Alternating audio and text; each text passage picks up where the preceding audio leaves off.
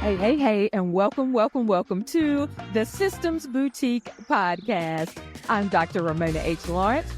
Most people just simply call me Dr. Raymona. I'm your systems stylist and your business operations expert, and I'm here to help you build a high-end boutique-style back-end that creates ease and scalability for you without sacrificing the luxury experience your clients absolutely deserve. So if you're a speaker, a coach, a consultant, a course creator, or author who's ready to stop the overwhelm, ditch the tech confusion, and finally streamline your systems and operations, you are in the right place.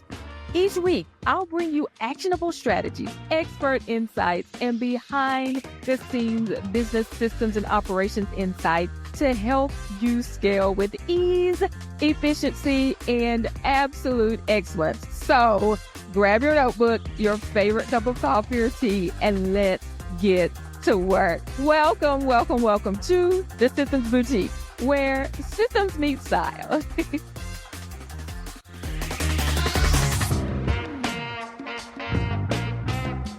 Hey, and welcome to this week's episode of the Systems Boutique podcast. And who do we have in the boutique styling you today? Well, we have Coach Carlos back. Coach Carlos is one of our executive coaches. And as we discussed before, our executive coaches are here in the boutique to give you that extra info, the things that you need. And this coach here is such an expert on curriculum, all things curriculum design. And so I know that our speakers, our authors love to hear from you, Coach Carlos. And so, Coach Carlos, welcome back into the boutique and the Systems Boutique podcast. Thank you. I love being here. I love the energy. I love the way it feels. Thank you for the introduction. I'm excited to be here. Yeah. So what we're going to talk about today is packaging your genius. So I know that you are absolutely brilliant at helping us package our genius. So we have individuals, like I said before, who are speakers, who have been authors, and they need to translate this stuff over into a curriculum. One of the things that we've really talked about is the fact that one speech, having somebody have a book, those things aren't you don't get as big of a transformation, right, from that 1 hour speech. And so it's so important to move over into something more long-term like curriculum. So let's talk about that first. Like, why do we even need to go from a speech or from just writing a book into having a larger curriculum? Absolutely. I think the biggest thing is long-lasting impact. I think when I was a speaker starting out, that was my whole mission. How do I create something that can last longer than 45 minutes or a day when I go to an organization? How can I stretch my content? So in thinking curriculum and taking what you have built already, whether it's a couple speaking engagements or even a book, there's a way that you can stretch that information and teach it in a way that can support people understanding the concepts to the most fundamental levels. Right. And then in turn, while you're building it out, and what I've learned is I understand it way better after building it out in a curriculum format. I can take my content and simplify it so that a kindergarten kid, a middle school student, or a high school student can understand it, right? And be able to apply it to their life. Now, if you think about that, and then being a parent as well, I learned very quickly that there's differentiation that needs to go on when you're explaining certain things. When you can differentiate your content as a speaker, that's where you make the hugest difference. And I say this often, I get paid more now because I facilitate. I don't speak as much. I don't talk as much because I've learned how to open up that door by being able to allow people to engage in activity through lessons, right? that I've built out. I know what they look like. I know how to differentiate when I go into a room, and I know how to offer what is needed in that space. So as a speaker, if you're thinking about this just opened up the floodgates for you to be able to become more efficient and effective in these spaces, to be able to offer impact. Yeah, yeah. All right, so let's talk about differentiation because I think that's such an important concept. And I know that when I talk to my children, I have an 18 and an 8-year-old. One is a girl, the 18-year-old, the boy is 8.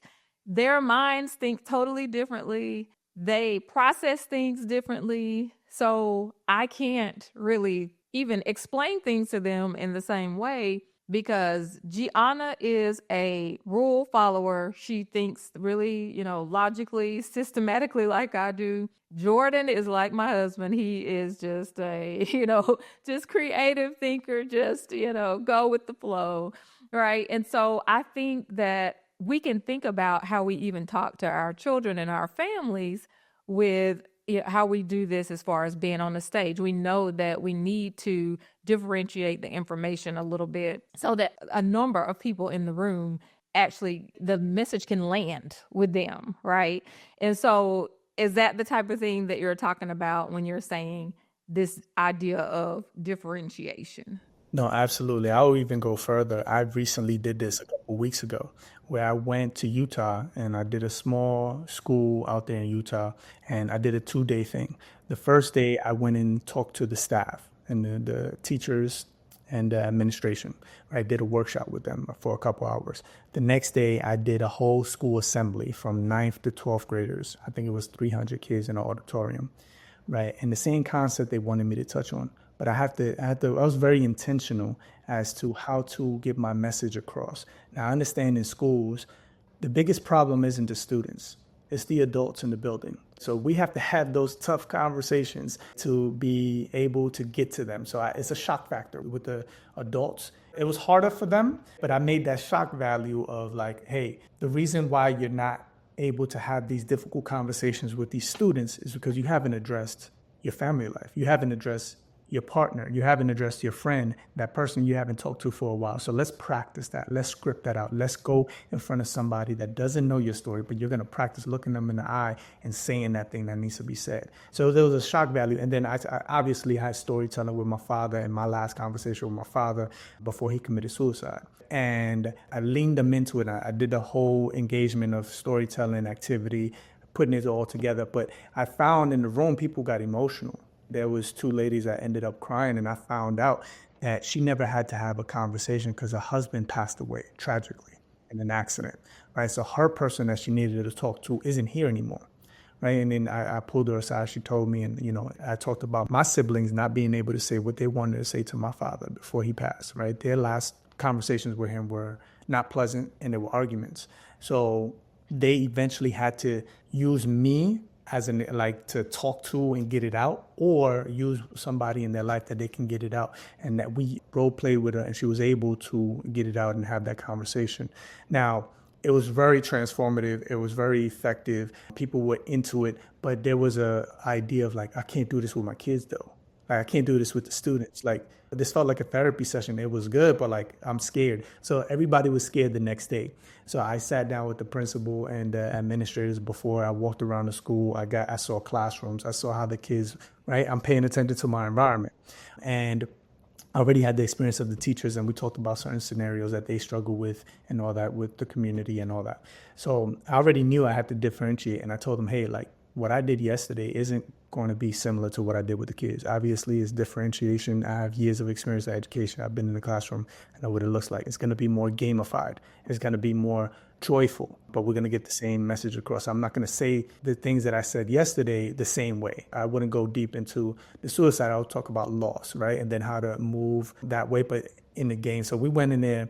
I went into 300 kids. And everybody, the adults were nervous, but within 2 minutes, I had the kids up out of their seats, laughing. The first thing we did was how to make yourself uncomfortable, because there a lot of them are in a small town. They're scared to get out and how to engage with other people. And I was like, you have to make yourself uncomfortable. So get up and create 5 different handshakes with 5 different people and tell them something that they don't know about you. So we did that, and everybody had fun. And we did a bunch of games in between these doing storytelling, and they went amazing, and the students reacted really well, and they were like, that was the best.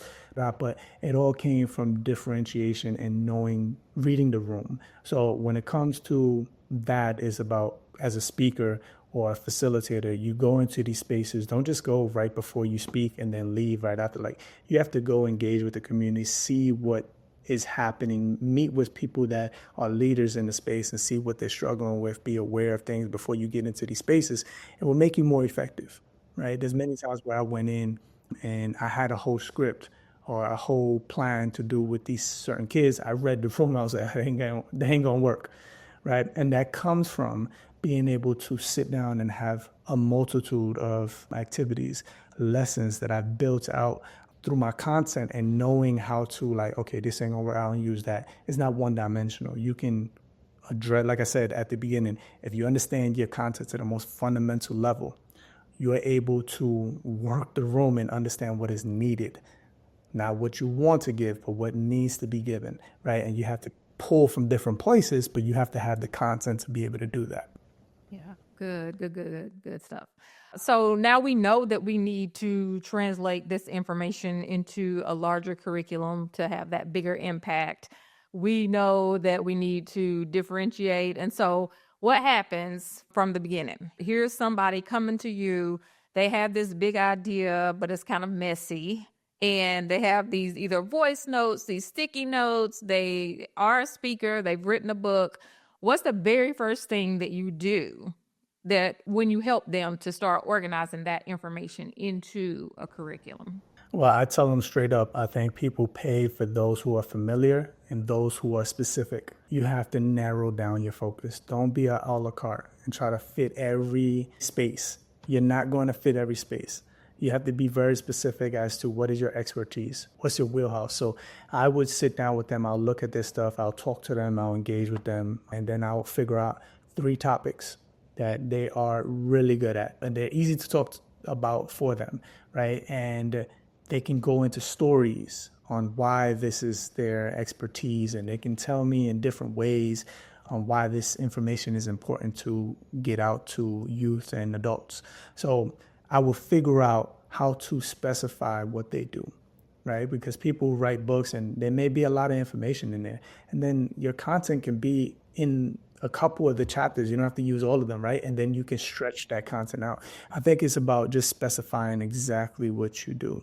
You do not want to be able to fit everywhere. You're not going to fit everywhere. People pay for those who are very specific to their needs. And when you have an opportunity and you know it doesn't fit you, like what I do, I'm like, oh, it doesn't fit. That's not what I do, but I do know somebody that does that. I'll refer you. That is way more effective, because if you go that route, people are going to do that in return for you, right? So being able to build that community for yourself. But first thing is, I look at this stuff, specifying what they want to do, and then we break down those 3 topics and then how to stretch that out, and then putting it in the format, the outline, where it answers those questions, what it is, how it's aligned, how is it measurable, but within those 3 content areas that they are specialists in. Good. And so once we get that content, the content is clear. We've narrowed down from the 3 back to the 1 thing that we are going to be very specific and familiar about. What do you look for to make sure the learning experience actually has flow? So I know a lot of people have a lot of information, like you just said, they poured all of this information into a book, all of this stuff into a curriculum, and you just talked about the fact that we could just pull out 1 or 2 chapters. We don't have to have a curriculum on the entire thing. And so how do you make sure it has that flow instead of looking like just pretty material dumped into a portal? Yeah, and that's the thing that you want to get away from, where you read these books that have way too much information all in the first couple pages, and you're like, man, that was a lot. You don't want to be like that in a lesson. I think when you're doing lesson plans and in the classroom, you have to remember setting up expectations, setting up the room, setting up the environment, right? All that is a part of the lesson. So you have to take your time and go slow. thinking you have to cover so much in 45 to 60 minutes is insane. Like you have to go really slow. For example, I'll break it down. First 5 minutes as kids walk in, what's on the board? Is there something that they can catch their attention and then get them to start doing their work? So as they're coming in, first 5 minutes, they're walking in, say it's a high school class. They're walking in, they're putting their bags down, they're taking their stuff out. There has to be an attention grabber on the board. So a question, for example, what is toxic masculinity? It's something that they're used to hearing, that'll grab their attention, but they could get the writing on it, right? And then you say, write 3 to 5 sentences answering what it is and why it's good or bad. And now they're writing, right? And between them writing, you're walking around taking attendance.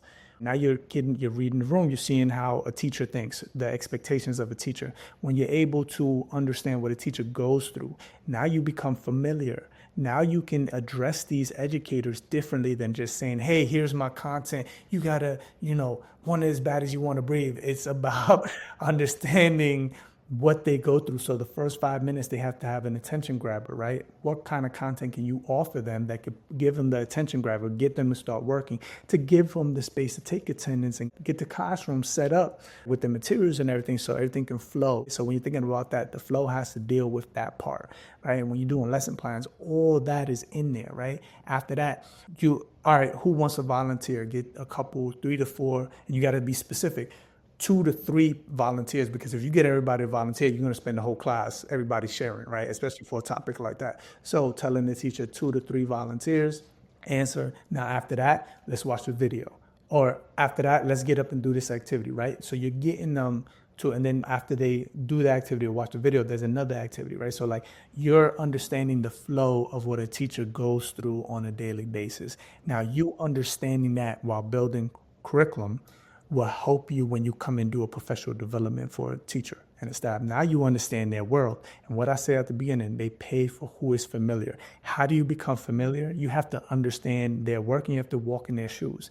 A lesson plan developer walks in the shoes of an educator. And it's not about getting those punchlines. It's about facilitating space, creating the space to get these students to get the aha moment.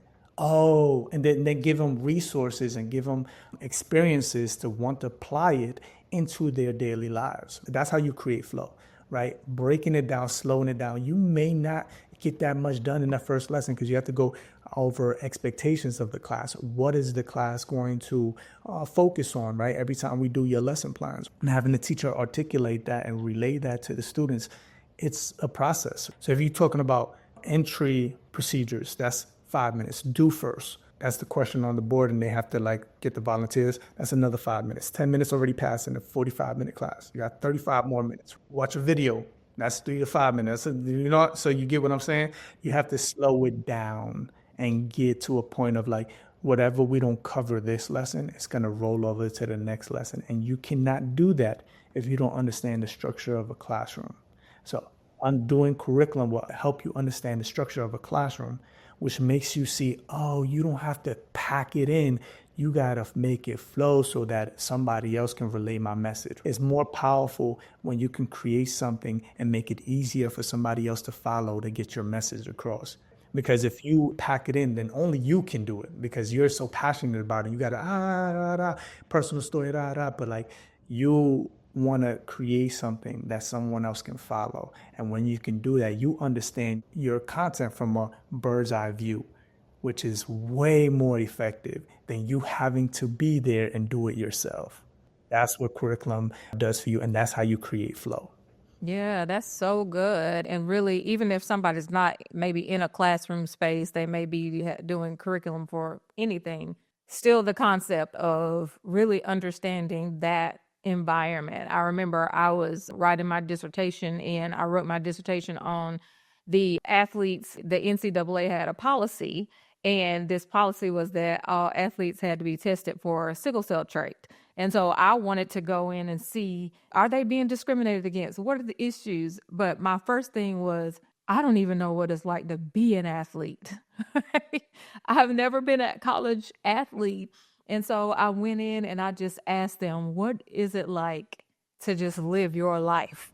That's powerful. And they're like, we're getting up early in the morning and then we go to this practice and then we go to school and then we come back and we have to do this and this and this. And I'm like, wow. So if I'm telling you, here's the type of thing that you need, you're going to need to read this or sit down and watch this, then they would be like, Ramona, when do you think we're going to do that? If I didn't know what their daily life was like. And so I think that's so good that we really just have to go in and just sit with it for a minute and see what is it like to be in this space before we think we're the experts just coming in telling them how to live their life. Absolutely. Hey, you just brought back memories. I was a college athlete. So I remember having like 3, 4 practices in a day. And if you wanted to be really good, you have to get a fourth or fifth in when nobody else is there. So like I remember waking up, getting like 5 a.m. workouts and then doing conditioning and then going to practice and then go in between classes is really crazy. So like I love what you just said. And I think that's what makes you good at what you do. Like that's what makes us good at what we do, because we read the environment and we put ourselves in the shoes. And we sometimes, if we're not familiar, we say, hey, I don't know what it is to be in your shoes. Show me. And that's what makes the difference. Yeah. And I think it's even important here to mention that even if we have been in the shoes, it's still important to go in and just understand the environment, because a lot of times I have, maybe I've been a professor, I've been a teacher, I've done these things, but you haven't been in those exact shoes. And so sometimes we're so familiar with what we've already been doing that we think we just know, and we try to skip that piece. And I think that's important too, is to say, regardless of how close you are to that particular scenario or that situation, you still need to observe what it feels like for this person or this school or this environment, right? Exactly. Yeah. Absolutely. It's powerful. Yeah. So let's talk about this delivery, because you talked about a few things. You talked about this idea of coming and writing things on the board. You talked about people volunteering, doing the role play, videos, different things like that. So how do you help people choose how to teach? So if it's live calls, video modules, worksheets, without really just overwhelming the people that are either in the classroom, their clients, and even themselves? No, I think that's a great question. I think I put them in the shoes of their younger self. Who was your most effective teacher? What made that class effective? She didn't talk much. He didn't talk much. He actually got me to do. She got me to do. How do I get kids to do? Right? Everybody has that one person, that mentor, that coach, right? Even if it's an athletic experience. What did that coach do? He challenged you, right? How do you challenge students? Specifically give them questions that will get them to think deeper than surface, right? So I think going back into their story and finding out what was their experience and then trying to recreate the experience that they thrived in for others. That is what makes it effective, to be able to get them to continue to build these lessons out. And that's what I'm passionate about, because I'm passionate about learning about a person's experience that made them want to create curriculum, right? It has to be something that they experience and within a classroom or a learning environment that got them to be able to want to recreate it. So that's the first thing. And then after that, we build out those lessons and those activities around being able to support students at a level that can help them be more than just in the classroom, right? Something that they can apply into all aspects with their friends, with their families, with their community, right? So that is the first thing that I would get into. What was your experience? And then what made that experience effective and efficient and memorable for you? Now let's start from there. And then we will build from there into what they offer and how to make it specific to the needs of the content that they want to cover. Good. And so as we're thinking about this, we've talked a lot about curriculum and how to develop it and how to get it to a point where it's really having this impact. So there are people who are listening to us right now who are stuck. They're overthinking it. They know that they need to develop a curriculum. They know that it would be something that is going to increase their impact that they have on whatever audience they're supposed to be impacting, but they're just not doing it. And so what's one mindset shift or a system you always use to help them get out of their head and just get it done? I talk from my experience as a teacher. Teachers do not know. Like, we have to figure it out through experience. So just start. Like, at the end of the day, you can go into a school, and when you do speaking engagements, say you're a speaker and you go into speaking engagements, offer to do observations, walk around the school building, watch a classroom, watch the most effective classroom, watch the classroom that has difficulties, right? So you get to see the experience and see what they go through. I think just starting, don't overthink it. I think people that, the reason why I've gotten super successful is because I didn't wait for it to be perfect. I created something and then I practiced it. And then through the practice, I realized what needed to be adjusted. If you just work on it, as in like just trying to build out the lessons, trying to build out the curriculum to make it be perfect, and you don't practice it, you're never going to know if it works or not. You're never going to know how to adjust it properly, right? So whether it's you teaching or you giving it to someone in your network that is a teacher that can practice in a classroom and get you results, right? Or you have a relative, right? Or you're going into classrooms for free and offering 1 or 2 lessons along with a speaking engagement, and then you figuring it out. I think that is the biggest thing, just starting.